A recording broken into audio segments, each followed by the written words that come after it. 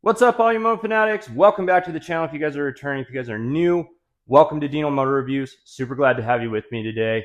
And today's video, we're going over bike setup for the 2024 YZ250F. And this is going to be part one. So this is going to be the front end setup, how I set it up. The only thing that I didn't do was show you how to set the suspension clickers. And I'm actually going to pop up the suspension settings right now. This is by Keeper Tested. This is what he did for the Racer X magazine shoot for the 2024 YZ250F. I like this bike setting. This gave me overall comfortability throughout the whole 2024 season. And I'm 6'2", weigh 198 pounds, and 195 on my lighter days. And I was really happy with it. I felt good. The only thing that's different at the current moment, because it's so dry, hard pack, and slick out in the desert, and we have a lot of high-speed sections, is I've softened the front forks on the compression side by 4 clicks on each fork. That just gives me overall compliance as I'm going through that high-speed chop and on that really hard pack, dry, slick compound. So with that, we're going to jump into it. We're going to show you how we set this thing up from brand new, and let's just jump right on into it. And starting off, guys, we're going to jump into taking the stickers off first. Brand new bike. This is when I first bought the bike, so we're kind of backstepping a little bit, but we're going to get these stickers off. That's what we're going to start with. Just peel them off. Any adhesive I like to use, either rubbing alcohol, or you can use some WD-40 for the plastics, especially if I'm not going to put graphics on the plastics. I like to try to keep those nice. Some of these stickers were actually a lot tougher to take off than I predicted. Those came right off on the plastics, but these were the bear. The swing arm graphics were a bear and a half to get off. They left a lot of adhesive residue behind. And for that, I used some brake cleaner, BG402. This stuff worked great. And took the adhesive right off. You still had to work at it a little bit, but it did take it off. Next, we're going to put in the brand new greased up steering stem bearings. These things had no grease on them when I bought the bike brand new. I like to throw a little grease on the races as well. Then what we're going to do, just put the dust seal over it, and then put the steering stem through, throw the nut on it. Just get it kind of snug. No reason to tighten it down super tight just yet. Just get it to where the base is all tied up against the bottom race, and then we're going to clean up all that grease afterwards. I like to put the top triple clamp back on. Then once we get that on, and make sure you get the washer in with the little nut that goes on the steering stem at the base. Clean up all that grease that's surrounding it. I like to use Simple Green. You have to be careful with Simple Green. Supposedly it can etch. I haven't ever had that issue because I just wipe it right off, but I've heard of guys having issues with it etching their metal. So I haven't had any issue with that, and I've used Simple Green for a lot of years. Okay, next up we're going to get the new fork adjusters. These are by Works Connection, billet aluminum, anodized, and then we're going to use some 243 Loctite. This is a blue Loctite medium hold for the screws that'll go into the fork adjusters and hold those on. I like Yamaha. They were forward thinking with these fork adjusters. You can just do them by hand. You don't need a tool. Super nice. Just the compression clicker is pretty quick and easy. Next up, we're going to jump in. We're going to do these pinch bolts for the front axle and for the triple clamps. Just get the threads cleaned up. Next, we're going to mark the fork legs 3 millimeters. That's the fork height that I'm setting it to from 7 millimeters. And the video is sped up a little bit for time's sake. And we're going to slide the fork tubes in. I'm going to put one of the pinch bolts back in onto the lower triple clamp. That way I just have something to hold the forks in place. Just makes it a lot easier for me to, see where I'm at. Then I can check it. I always double check my work. So I'll always measure it again just to make sure I'm at that 3 millimeters, which we're looking pretty good here. Didn't really have any issues with it. It's always nice to mark it with a little marker. I just use a little fine point Sharpie for the mark and just put a little mark on the back. You always want your bleeders facing forward. That way you can easily access them. And then, like I said, just tighten the lower triple clamp pinch bolt, and that'll hold the forks. I don't tighten anything down. That way I can just get my alignment all together. That's a huge thing for me. Put all the other pinch bolts in on the triple clamps and just kind of get them snugged up. You'll want to go back and forth on these because when you tighten one will loosen a little bit. So go back and forth until they're all snug and then torque them down. All the pinch bolts, including the axle pinch bolts, are going to be 15 foot-pounds.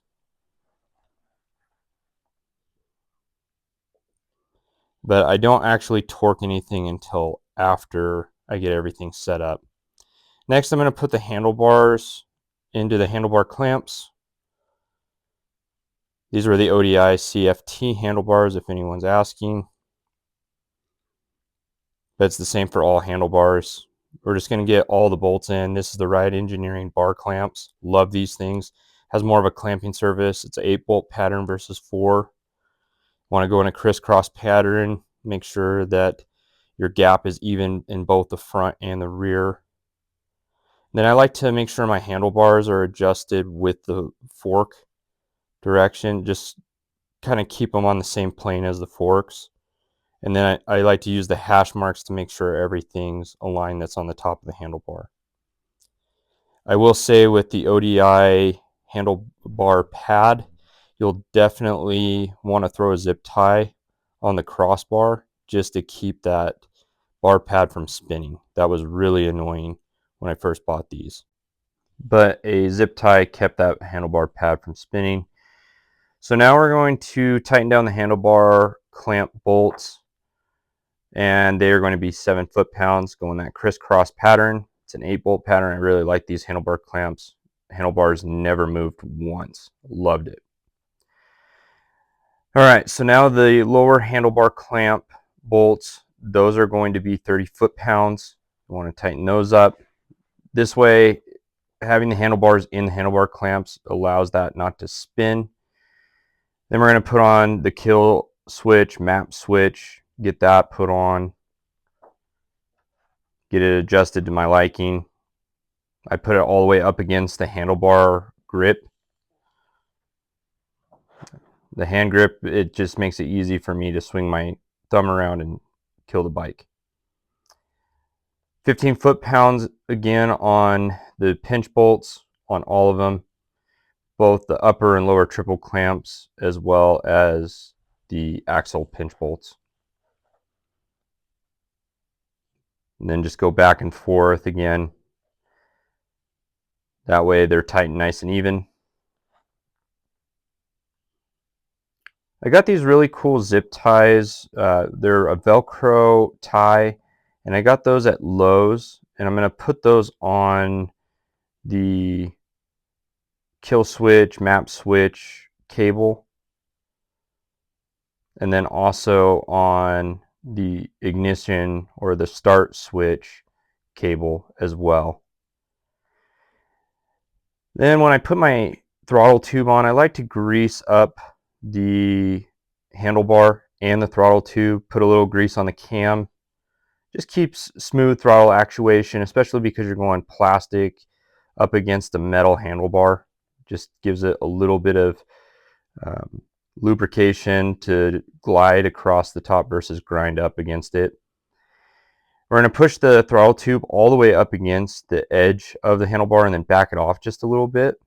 And then I also like to throw a little grease on the cables, as you just seen. That way everything just moves well. It keeps water out of that throttle tube when you're washing your bike as well. Then we'll just make sure everything's aligned. Something that I didn't do in the video that I did afterwards was made sure that the throttle cables weren't binding anywhere, and you want to move the handlebar side to side and just kind of twist the throttle just to see if it's returning. If it's not, you got an issue, it's pinched somewhere. and you might want to make sure that you get that double checked. All right, now we're going to get the start switch put on.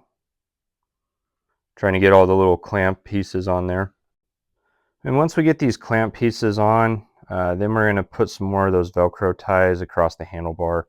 I absolutely love these things. They don't pinch your cables, so they're not actually going to break the wiring underneath the jacket.